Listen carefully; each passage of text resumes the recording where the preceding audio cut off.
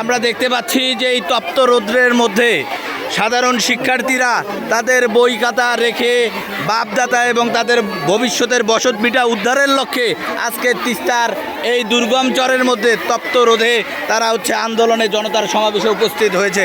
আমরা দেখতে পাচ্ছি যে সাধারণ স্টুডেন্টরা মুহুর্মুহু স্লোগানের মধ্যে প্রকম্পিত করে তাদের যে তিস্তা মহাপরিকল্পনা আন্দোলনের যে দাবি রয়েছে সেই দাবির সাথে একাত্মতা পোষণ করছে। আজকে তিস্তা আর নদী রক্ষা আন্দোলনের প্রধান সমন্বয়কারী জনাব অধ্যক্ষ আসাদুল হাবিব দুলু মহোদয় তিনি যে এই জনতার সমাবেশের ডাক দিয়েছেন, ইতিমধ্যে আমরা কয়েক হাজার স্টুডেন্ট সাধারণ শিক্ষার্থীকে আমরা অংশগ্রহণ করতে দেখতে পাচ্ছি। আমরা একজন সাধারণ শিক্ষার্থীর সাথে কথা বলতে চাই, তার দাবি দেওয়া সম্পর্কে জানতে চাই। আপনার কি দাবি দেওয়া, আপনাদের কি দাবি দেওয়ার জন্য আপনারা এখানে উপস্থিত হয়েছেন? আমরা তিস্তা খননের জন্য মূলত এখানে দাবি নিয়ে এসেছি। হচ্ছে যে তিস্তার জন্য কিন্তু আমরা অনেক কিছু হারিয়েছি, এমনকি আমাদের যে স্কুলটা আছে এটাও কিন্তু অনেকবার ভাঙন হয়েছে।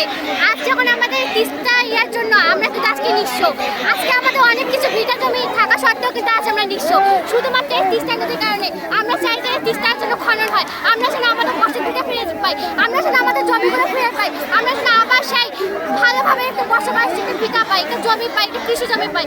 এই জন্য আমরা এখানে মূলত দাবিটা নিয়েছি। আমরা দেখতে পেয়েছি তার যে কথাগুলো রয়েছে, সে তার কথার মধ্যে আবেগগুলো সেই কথার মধ্যে বাস্তবায়িত করতে চায় আন্দোলনের মাধ্যমে। আমরা দেখতে পাচ্ছি যে এই স্কুলের সম্মানিত শিক্ষিকাও রয়েছেন এই আন্দোলনের মাঝে। আমরা আরও দেখতে পাচ্ছি তারা নিজের সন্তানের মতো নিয়ে এসে এই আন্দোলনে অংশগ্রহণ করছে।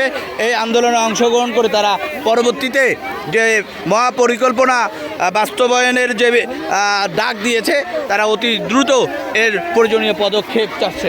ধন্যবাদ সবাইকে।